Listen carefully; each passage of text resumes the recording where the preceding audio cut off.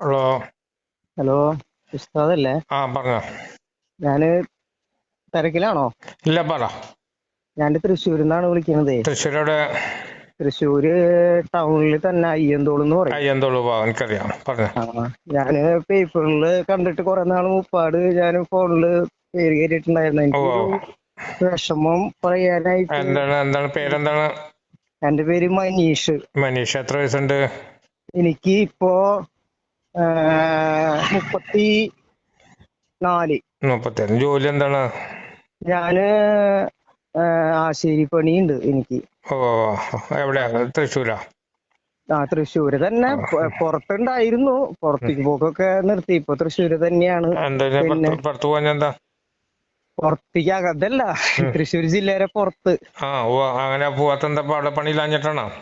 പണിയില്ലാഞ്ഞിട്ടല്ല, പുറത്ത്. അത് വർഷങ്ങളായിട്ട് കുറെ നാളൊക്കെ പുറത്ത് തന്നെയായിരുന്നു. അപ്പൊ അത് മടുത്തപ്പോ പിന്നെ നാട്ടിൽ തന്നെ. നാട്ടിൽ പണിയുണ്ടോ? നാട്ടില് വലിയ കുഴപ്പമില്ല. ഇപ്പൊ അതില്ലെങ്കിന്ന് വെച്ച് കഴിഞ്ഞാല് പെയിന്റിങ് അറിയാം, അതിലും പോണുണ്ട്. എന്ത് കൂലിയുണ്ട് ആശാരി പണിക്ക്? ഇപ്പൊ എന്ത് കൂലിയുണ്ട്? ആശാരി പണിക്ക് ഇപ്പോ നമുക്ക് ഒരു കമ്പനി പണിയാണെങ്കിൽ ഒരു 800 രൂപയോളം കിട്ടും. അത് നമുക്ക് ഒരു 9 മണി തൊട്ട് ഒരു 5-5:30 വരെ.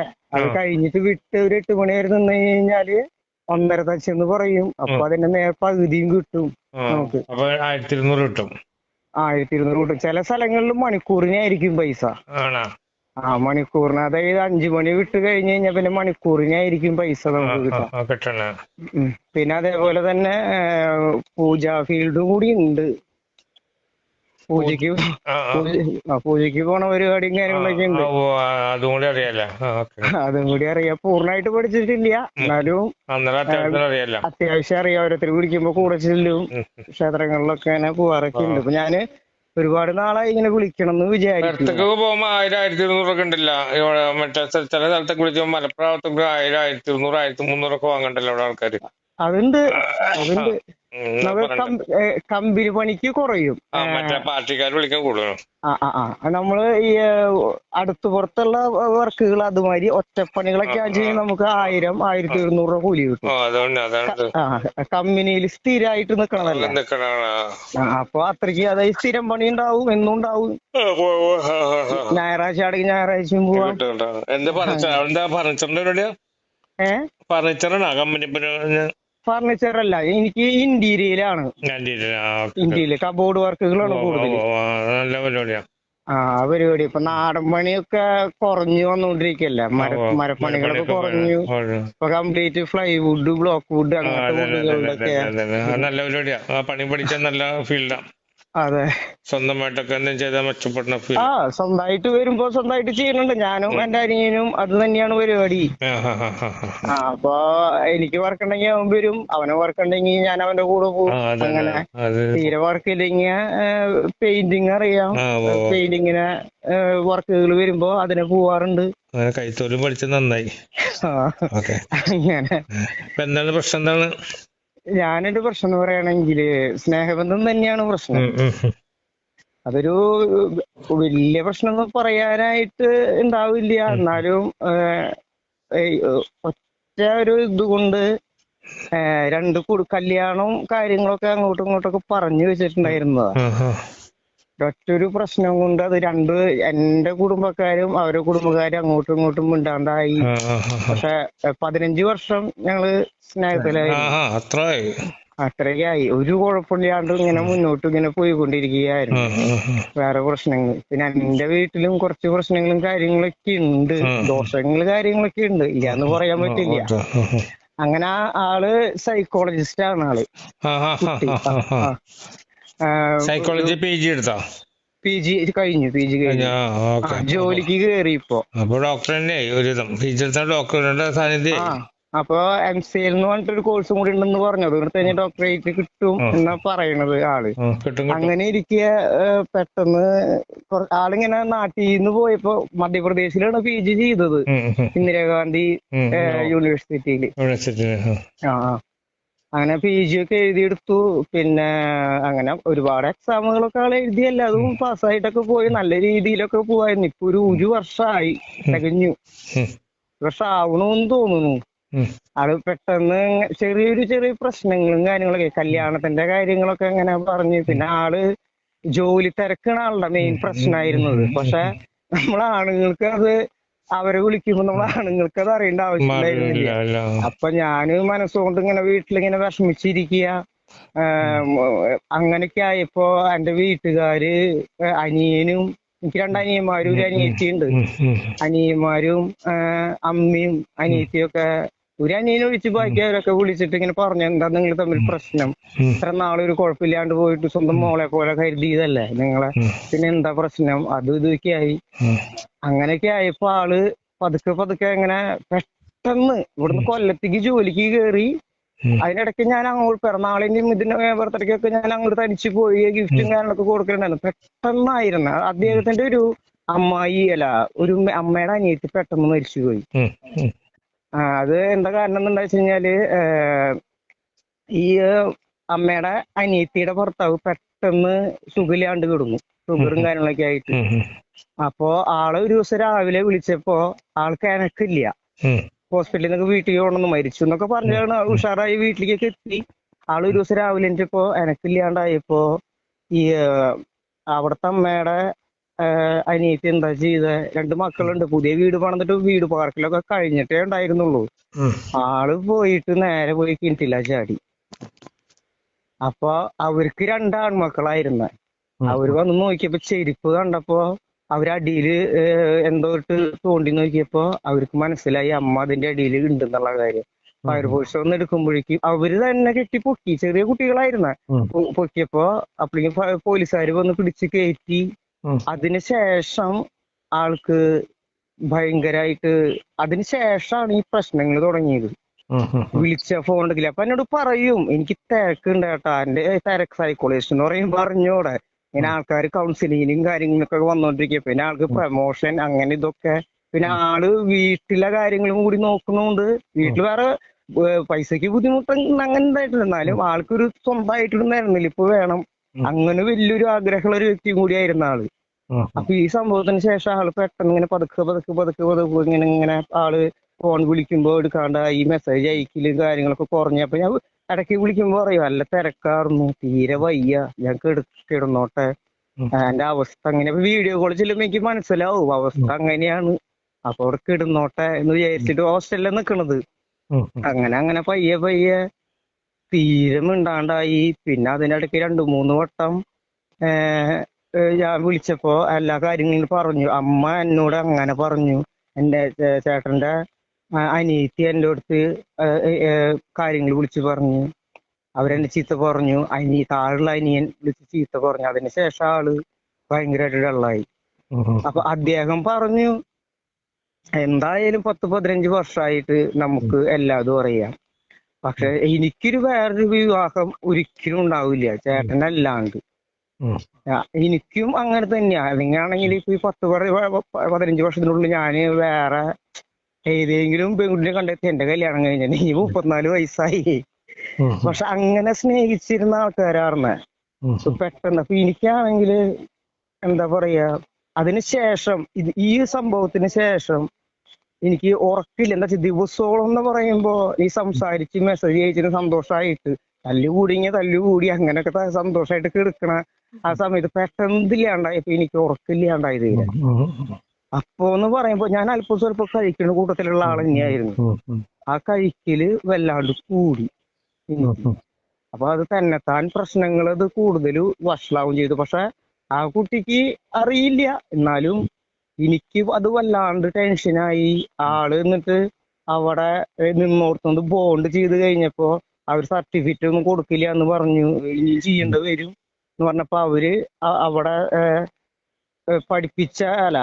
ഹോസ്പിറ്റലിലത്തെ മേമ് അവിടുന്ന് ഒഴിഞ്ഞപ്പോ അവര് സ്വന്തമായിട്ടൊരു ക്ലിനിക്ക് ഇട്ടു പോടെ കൊല്ലം ജില്ലയിൽ. സ്ഥലം ഏതാണെന്ന് എനിക്കൊരു കൊടുത്തില്ല. അപ്പൊ 2-3 കൂട്ടുകാർ UK പഠിക്കുന്നുണ്ട്. അപ്പൊ അതിലൊരു ഒരു കൊച്ച് ഒരു 3-4 വിഷുവിനൊക്കെ മുപ്പാടായിട്ട് നാട്ടിലേക്ക് വന്നപ്പോ എന്നോട് ചോദിച്ചു, മനുഷ്യടാ ഞാൻ അങ്ങോട്ട് പോണുണ്ട്, എന്റെ കൂടെ വരുന്നുണ്ടോ ചോദിച്ചു. ഞാൻ വരാം എന്ന് പറഞ്ഞു. അപ്പൊ ആൾക്ക് ഈ മീനച്ചാറൊക്കെ ഭയങ്കര താല്പര്യ, ഈ ചാളോണ്ട് അച്ചാറുണ്ടാക്കിയാൽ മാത്രം. അതൊക്കെ കൊണ്ടുപോയി. അപ്പൊ ഞാൻ മിണ്ടിണ്ടായിരുന്നില്ല വരുന്നുള്ള കാര്യം. അന്ന് അവിടെ വെച്ചിട്ട് അപ്പൊ ഞാനന്ന് ആളെ മനസ്സ് കൂടി എന്താണെന്ന് അറിയാൻ കൂടി വേണ്ടി പോയതാ. അപ്പൊ ഞാൻ എന്നിട്ട് ഈ കുട്ടി ബസ്സിൽ നിന്ന് ഇറങ്ങുമ്പോ വന്നു, ഒന്ന് മൂത്രം വെച്ചിട്ട് വരാം, കുറെ നേരമായി പിടിച്ചു, കൊല്ലം ജില്ലയിലേക്ക് എത്താണ്ട തൃശ്ശൂരിന്ന്. അങ്ങനെ പോയപ്പോ എന്നെ വിളിച്ചു, സുപ്രിയ വന്നിട്ടുണ്ട് കേട്ടോ, മനുഷ്യന്റെ വേഗം വരാൻ പറഞ്ഞപ്പോ ആൾക്ക് എന്നെ കണ്ടപ്പോ ഭയങ്കര ഇതായി. അപ്പൊ ഞാനപ്പോ തന്നെ ബാഗ് എന്റെ കൂടെ വന്ന കൊച്ചിന്റെ കയ്യിൽ കൊടുത്തിട്ട് ഞാൻ അങ്ങോട്ട് നീങ്ങുന്നപ്പോ എനിക്ക് ഭയങ്കര സങ്കടമായി. അത് ഞാൻ പറഞ്ഞില്ലേ, ഒരു വർഷത്തോളം ആവാനായിട്ട് പെട്ടെന്ന് കണ്ടതാ. അല്ലെങ്കിൽ ആളെ ഞാൻ ശനിയാഴ്ച ദിവസം വരുമ്പോ ഞാൻ പോയിട്ട് രാത്രി 10-11 മണിക്കാവും വരുമ്പോ ഇവിടെ KSRTC ഞാൻ ഇവിടുന്ന് സുഹൃത്തുക്കൾ ഓട്ടോ പിടിച്ച് കൊണ്ടുപോയി വീട്ടിലാക്കി കൊടുക്കുക പതിവ്. അങ്ങനെയൊക്കെ ആയിരുന്നു. അപ്പൊ ആൾക്കും സങ്കടമായി. അപ്പൊ ഞാൻ എന്നോട് ചോദിച്ചു, എന്താ ഈ കോലൊക്കെ എന്താ ഇങ്ങനെയും ചോദിച്ചു. ഞാൻ പറഞ്ഞു, എനിക്ക് നേരത്തിന് ഭക്ഷണം കഴിക്കാൻ പറ്റണില്ല, ഉറങ്ങാൻ പറ്റണില്ല. എന്താ കാരണം എന്ന് വെച്ച് കഴിഞ്ഞാൽ എന്നെ വിളിക്കാറില്ല, മിണ്ടാറില്ല. അത് തന്നെ എന്റെ അവസ്ഥ അറിഞ്ഞോടെ ചോദിച്ചു. അപ്പൊ ആളും കൂടെ ഒരുമിച്ച് ഞങ്ങള് കരഞ്ഞു ആള്. അങ്ങനെ ഞാൻ കൊണ്ടുപോയ സാധനങ്ങൾ മുഴുവൻ ഏൽപ്പിച്ചപ്പോ തന്നെ ആ കുട്ടി അവിടെ നിൽക്കാന്ന് പറഞ്ഞു. കൂടെ വന്ന കൊച്ചു മലപ്പുറത്തുള്ളതാ, അവിടെ നിൽക്കാന്ന് പറഞ്ഞു. അപ്പൊ ശരി, ഞാൻ അപ്പൊ തന്നെ വേറെ ഒരുത്തിരിക്കും പോകണ്ട, അങ്ങനെ തന്നെ അടുത്ത വണ്ടി അപ്പോഴേക്കും വന്നു. തൃശ്ശൂർ വണ്ടി വന്നപ്പോ അതിലേക്ക് കയറി ഇങ്ങോട്ട് പോന്നു. അപ്പൊ പറഞ്ഞു, ഞാൻ അങ്ങോട്ട് കാണാൻ വരില്ലേ, എന്തിനാ ഇങ്ങോട്ട് വന്നേ, ഞാൻ അങ്ങോട്ട് കാണാൻ എന്തായാലും വരാന്ന് വിചാരിച്ചിരിക്കായിരുന്നു പറഞ്ഞപ്പോ എനിക്ക് മനസ്സിന് സമാധാനമായി. അപ്പൊ വിചാരിച്ചു ഇനി വിളിക്കും. അപ്പൊ അന്ന് രാത്രി തൊട്ട് ഇന്ന് വരെ വിളിച്ചിട്ട് ആള് ഫോൺ എടുക്കണില്ല, മെസ്സേജ് അയച്ചിട്ട് നോക്കണില്ല. അപ്പൊ ഞാൻ ഫ്രണ്ട്സുകൾ കുറെ പേരുണ്ട്, പെൺകുട്ടികള്, അവരൊക്കെ ആയിട്ട് ഭയങ്കര ഇതാണ്, സ്വന്തം ചേട്ടന്റെ പോലെയാ എനിക്ക് അവർക്ക് തന്നെ. അപ്പൊ അവര് വിളിച്ചിട്ടും ഈ കുട്ടി ഫോൺ എടുക്കണില്ല, മെസ്സേജ് നോക്കണില്ല, ഒന്നുമില്ല. പിന്നെ എടുക്കുമ്പോ പറയും, ഞാൻ ഫോണൊന്നും ഉപയോഗിക്കാറില്ല, ഇപ്പൊ ആ കൂടി അമ്മേനെ വിളിക്കും, അത്ര മാത്രമല്ല. വാട്സപ്പിലൊക്കെ കേറിയിട്ടൊക്കെ കുറെ നാളായി. പിന്നെ ആൾക്ക് ഈ ഫേസ്ബുക്കും ഇൻസ്റ്റാഗ്രാമും അതൊന്നും ഇല്ല ആൾക്ക്. അങ്ങനെയൊക്കെ പറഞ്ഞു. അന്ന് പോയി വന്ന് കണ്ട് പോന്നു. പിന്നെ അതിനുശേഷം പിന്നെ തീരെ ഒന്നില്ല. അപ്പൊ ഞാന് ഒരു ഫോണൊക്കെ വാങ്ങിച്ചു കൊടുത്തിട്ടുണ്ടായിരുന്നു. അപ്പൊ ഇപ്പൊ ഫോണിൽ വിളിച്ചിട്ട് കിട്ടാണ്ടായി. ഇപ്പൊ എന്നെ ആളൊരു വലിയൊരു കൂട്ടുകാരി എന്നെ വിളിച്ചിട്ട് പറഞ്ഞു, മനുഷ്യേട്ടാ എന്റെ ജീവിതത്തിൽ വലിയൊരു കാര്യം നടക്കാൻ പോണ, അപ്പൊ എന്താ എന്റെ കല്യാണം ആവാറായിട്ടുണ്ട്, ഉറപ്പിക്കാൻ പോണ്, ആയിട്ടില്ല. അപ്പൊ സുപ്രിയനെ വിളിച്ചിട്ട് കിട്ടണില്ല. അമ്മേനെ ഒന്ന് വിളിച്ചിട്ട് ആ നമ്പർ ഒന്ന് തരാൻ പറ്റൂ, അല്ലെങ്കിൽ അമ്മയുടെ നമ്പർ തന്നാ മതി എന്ന് പറഞ്ഞു. അമ്മയുടെ നമ്പർ കൊടുത്തു. അമ്മയുടെ നമ്പർ ഫോണിൽ വിളിച്ചപ്പോ ആളെന്ന് ഫോണിൽ കിട്ടിയില്ല ആളെ. എന്നെ ഈ ക്ഷണിച്ചിട്ടുണ്ടായിരുന്നു. ഞാൻ പറഞ്ഞു, ഞാന് ഈ കുട്ടികളുടെ എല്ലാ കാര്യങ്ങൾക്ക് പോകുമ്പോ ഞാൻ അദ്ദേഹം ഇല്ലാണ്ട് ഞാൻ പോവാറില്ല. അപ്പൊ എന്നെ വിളിച്ചു. ഞാൻ പറഞ്ഞു, ഞാൻ വരില്ല, ആളില്ലാണ്ട് ഒരു സ്ഥലത്തേക്ക് ഞാൻ നിങ്ങളുടെ ഫ്രണ്ട്സിന്റെ ഒരു കാര്യത്തിന് ഞാൻ വരാറില്ല, അതങ്ങനെയാന്നൊക്കെ പറഞ്ഞ്. അത് കുറച്ച് നാളുകളായിട്ടുള്ളൂ ഇത് കഴിഞ്ഞിട്ട്. അതിനുശേഷം മനസ്സിന് വല്ലാത്ത ടെൻഷൻ ഒന്നും, ആദ്യത്തെക്കാളും ടെൻഷൻ കൂടി. ഇപ്പൊ എനിക്ക് എങ്ങനെയെങ്കിലും ഉസ്താദിന് നല്ല കഴിവുണ്ടെന്നുള്ള കാര്യം നന്നായിട്ട് അറിയാം. എന്താ വെച്ച് കഴിഞ്ഞാൽ ഞാൻ ഈ നമ്പർ എന്റെ ഫോണില് ഞാന് കയറ്റി വെച്ചിട്ട് ചുരുങ്ങിപ്പോയി കുറെ നാളുകളായിട്ടുണ്ടാവും. കുറെ നാളുകളായിട്ടുണ്ടാവും. അതിനുശേഷം ഞാൻ ഇന്നലെ പേപ്പർ നിർത്തി വായിച്ചപ്പോ പിന്നെയും ആ പരസ്യം കണ്ടപ്പോ ഞാൻ വിളിച്ചത്. എനിക്കത് എങ്ങനെയെങ്കിലും ഒന്ന് ശരിയാക്കി തരണം. അപ്പൊ ഞാന് അതിനിടയ്ക്ക് വേറൊരു കാര്യം കൂടി ഉണ്ട്. ഞാൻ ഇരുന്നിട്ട് ഞാൻ നമ്പൂരിമാരെ കൂടും, അതുപോലെ സാധാ ശാന്തിമാരെ കൂടെ പോവാറുണ്ട്. അപ്പൊ ഇങ്ങനെ 2-3 സ്ഥലങ്ങളിൽ എന്റെ ഗുരുനാഥനുണ്ട് ഒരാള്. ചോദിച്ചപ്പോ ഒരു പറഞ്ഞ സംഭവം എന്ന് വെച്ച് കഴിഞ്ഞാല്, ആ കുട്ടിയുടെ മേമ ഒന്ന് മരിച്ചു എന്ന് പറഞ്ഞില്ലേ, അത് കൂടെ തന്നെ ഉണ്ടെന്നാ പറയണത്. അതുകൊണ്ട് ഈ പ്രശ്നങ്ങൾ വരുന്നേന്ന് പറഞ്ഞു. അപ്പൊ അത് കഴിഞ്ഞിട്ട് ഞാൻ വേറൊരു ശാന്തിക്കാരൻ എന്നെ പരിപാടിക്ക് വിളിക്കാറുണ്ട്. അവിടെ ഞാൻ ചോദിച്ചപ്പോ ഇത് തന്നെയാ പറഞ്ഞത്. പിന്നെ ഇവിടെ ഒരു പണിക്കാരടുത്തേക്ക് എന്റെ അമ്മ പോവാറുണ്ട് വീട്ടിലെ കാര്യങ്ങളൊക്കെ അറിയാൻ, അല്ലെങ്കിൽ വീട്ടിൽ ചെറിയൊരു അമ്പലമൊക്കെ ഉണ്ടേ, അതിന്റെ കാര്യങ്ങളൊക്കെ അറിയാനൊക്കെ. ആള് ഇത് തന്നെയാ പറഞ്ഞത്, മേമ കുട്ടിയുടെ കൂടെ കൂടിയിട്ടുണ്ട്, അതുകൊണ്ടാണ്. പക്ഷെ ഈ മേമയ്ക്ക് ഞാൻ പറഞ്ഞ ഭയങ്കര ജീവനായിരുന്നു. പക്ഷെ ഇത് എന്താ പ്രശ്നം ഉണ്ടായേ എന്നൊന്നും ഒരു പിടുത്തം കിട്ടണില്ല. അങ്ങനത്തെ ഒരു വലിയൊരു വിഷയം. പിന്നെന്ന് പറയുകയാണെങ്കിൽ ഞാൻ വെച്ച് കഴിഞ്ഞാൽ എനിക്ക് ഭയങ്കര സന്തോഷം. എന്ന് വെച്ച് കഴിഞ്ഞാൽ എന്നെ പോലത്തെ ഒരാൾക്ക് ഇത്ര വിദ്യാഭ്യാസമുള്ള ഒരു പെൺകുട്ടീനെ കിട്ടാനും അങ്ങനെ വലിയ ഭംഗിയും കാര്യങ്ങളൊന്നും ഉണ്ടായിട്ടൊന്നുമല്ല അങ്ങനെ കിട്ടണം. അപ്പൊ ഞാൻ എന്നിട്ട് എന്റെ കൂട്ടുകാരുടെ അടുത്തൊക്കെ ഞാൻ പറയും എനിക്ക് ഇങ്ങനെ കുട്ടീനെ കിട്ടിയിട്ടുണ്ട്, അത് എന്റെ കയ്യിൽ നിന്ന് പോവില്ല. അപ്പൊ അവരൊക്കെ ചോദിക്കും അവളൊക്കെ നിന്നെ വിട്ടു പോകും, നീ ആശയ പണിക്ക് പോകുന്ന ആളാണ്, അവർക്ക് വലിയ പഠിപ്പാണ് അതുണ്ട് ഇതിന്നൊക്കെ പറഞ്ഞിട്ട് എന്നെ കളിയാക്കാറുണ്ട് ഇപ്പോഴും. അപ്പൊ എനിക്ക് നല്ല ഉറപ്പുണ്ടായിരുന്നു, 15 വർഷം വരെ നല്ല ഉറപ്പുണ്ടായിരുന്നു. പക്ഷെ എന്നോട് അന്ന് ഞാൻ കൊല്ലത്തേക്ക് പോയപ്പോ പറഞ്ഞു ഞാൻ വേറെ ഒരാളെ കൂടെ പോവില്ല ഏട്ടനല്ലാണ്ട്, ഞാൻ അങ്ങനെ ഒരു പെൺകുട്ടിയല്ല, ഞാനും അങ്ങനെ തന്നെയാ. ആ കുട്ടീരെ ആ കുട്ടി വിളിക്കണ കൂടുതൽ ഒരു ദിവസം ആ കുട്ടിയുടെ അമ്മ എന്നെ വിളിക്കും എല്ലാ ദിവസവും.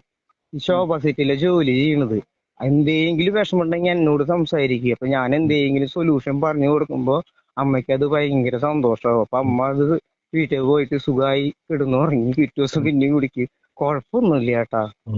ഇപ്പൊ എല്ലാ ദിവസവും വിളിക്കണം. ആ അമ്മ പോലും എന്നെ വിളിക്കാണ്ടായി. പിന്നെ അനിയൻ ചെക്കനുണ്ട്, അവനായിട്ട് എനിക്ക് ആ വീട്ടിൽ ബന്ധമായിരുന്നു. അവൻ തന്നെയാ പറഞ്ഞ എന്റെ കൊച്ചേച്ചിനെ കല്യാണം കഴിച്ചോടെ. അങ്ങനെ തുടങ്ങിയിട്ടുള്ള ഒരു ബന്ധമായിരുന്നു. ഇപ്പൊ അവനും വിളിക്കണില്ല എന്നെ. ഇപ്പൊ ആരും വിളിക്കാണ്ടായി. അയാളുടെ മനസ്സൊക്കെ വല്ലാണ്ട് എന്താ പറയാ, വല്ലാണ്ട് തളർന്നു പോയ ഒരു അവസ്ഥയിലാണ് നിക്കണത് ഇപ്പൊ. എനിക്കാണെങ്കില് ജീവിക്കണമെന്ന് നല്ല ആഗ്രഹമുണ്ട്, എല്ലാം കൊണ്ടും നല്ല രീതിയിൽ ജീവിക്കണം എന്നൊരു ആഗ്രഹമുണ്ട്. ചത്തു പോകാനോ മരിച്ചു പോകാനോ ഒന്നും എനിക്കൊരു താല്പര്യമില്ല. ഒരു കാരണം കൊണ്ട് ഉസ്താദ് എനിക്ക് ഒരു പോകുമ്പോൾ ഉണ്ടാക്കി തരണം. അത് ഞാൻ എന്താ ചെയ്യണ്ടേ? ഓക്കെ, പുള്ളിയുടെ പേരും വയസ്സും നാളും എനിക്കൊന്ന് വാട്സാപ്പിൽ അയച്ചാ ഞാൻ നോക്കാം കേട്ടോ. രണ്ടുപേരുടെയും വേണോ? രണ്ടുപേരും അയച്ചോട്ടോ. രണ്ടുപേരുടെ ആ സ്ഥലം എവിടെയാന്ന് ഞാൻ ഒരു വട്ടം പരസ്യത്തിൽ സ്ഥലത്തിന്റെ പേരുണ്ടായിരുന്നു, പക്ഷെ ഞാൻ അത് മറന്നുപോയി. ഓക്കെ, ഇത് നിലമ്പൂരാണല്ലേ? ഞാൻ വാട്സപ്പിൽ ഇപ്പോ അയച്ചു തരാം. അയച്ചു തന്നതിന് ശേഷം എനിക്ക് ആ സ്ഥലത്തിന്റെ അറിഞ്ഞു കഴിഞ്ഞാൽ വേണമെങ്കിൽ നേരിട്ടിട്ട് വരാം. എന്തായാലും ഒന്ന് നോക്കിയിട്ട് ഒന്ന് പറയാൻ പറ്റുമോ? അത് ഇന്നാണോ അതോ നാളെ നോക്കി പറയാം, അയച്ചോ കേട്ടോ. നാളെ എത്ര? ഞാൻ പകല് വിളിക്കാഞ്ഞത് വേറെ ഒന്നുമല്ല, തിരക്കുണ്ടാവൂലോ എന്ന് വിചാരിച്ചിട്ട് പകല് വിളിക്കാഞ്ഞത്. നാളെ വിളിച്ചാ മതിയാ? മതി. ശരി, ഞാൻ അങ്ങോട്ട് വാട്സപ്പ് ചെയ്യാം. എന്റെ പേര് മനീഷ് എന്നാണ് കേട്ടോ. മനീഷ് തൃശ്ശൂരിന്ന് അയക്കാം. ശരി, വളരെ ഉപകാരം ഉണ്ട് കേട്ടോ. ശരി.